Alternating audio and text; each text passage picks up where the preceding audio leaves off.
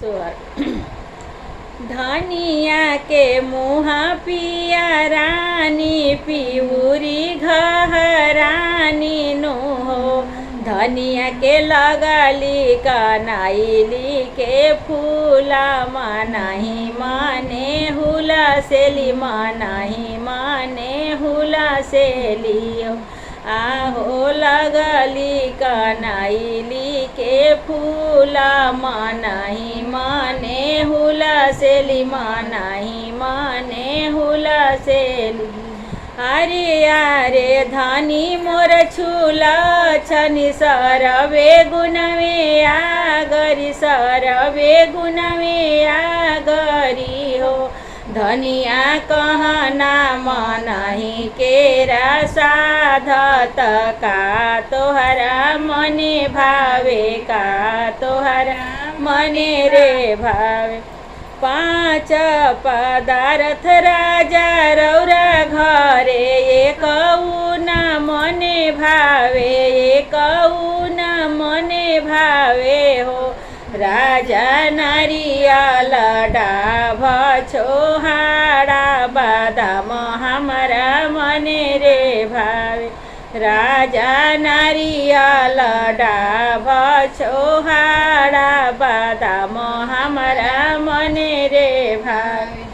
अरे अरे धनी मोर छूला छनि सरवे गुणवे आगरी सरवे गुणवे गरी हो। धनिया कहना मनही केरा साधत का तोहरा मने भावे का तोहरा मने रे भावे। खटिया त भावेला सो नाही केरा पटिया रूपही केरा पटिया रूपही केरा हो।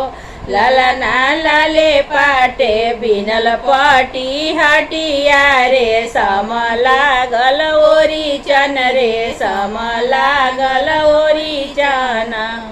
आहो लाले पाटे बिनल पटी हटिया रे सम लागल ओरी चन रे सम लागल ओरी चन।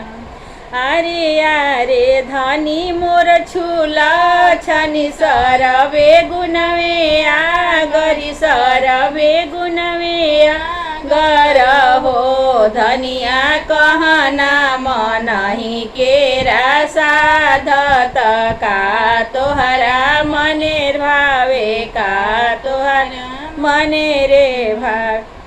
सभावत भावेला ससुर जी के मचिया सासू जी के मचिया सासू जी के हो।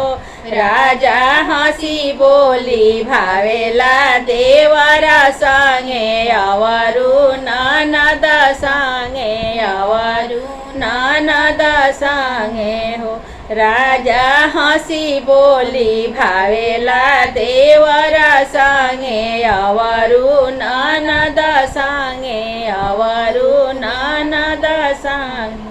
अरे अरे धनी मोर छूला छनि सरवे गुणवे आगरी सरवे गुणवे गर हो।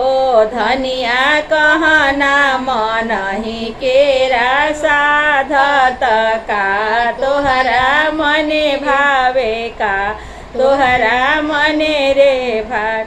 रसिया त भावे लागे हुआ केरा अवरु जवही केरा अवरु जवही केरा हो। ललना पियावा त भावे तो नाइलावा धनियवा अंग पातर धनियवा अंग पातरी।